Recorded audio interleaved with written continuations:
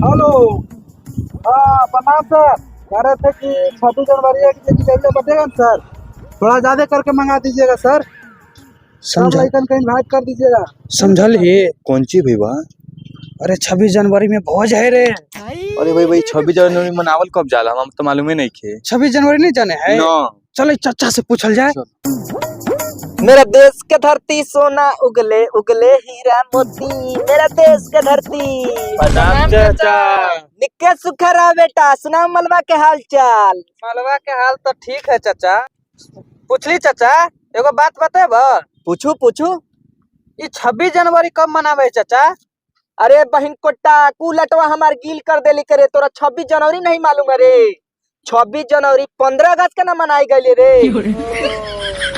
देखिए बता का तभी 8 महीना टाइम था, क्योंकि अगस्त में कहा था 26 जनवरी में। भोज के तो 8 महीना का। छोड़ा ठीक है, प्रणाम चाचा। निक्के सुखरा बेटा।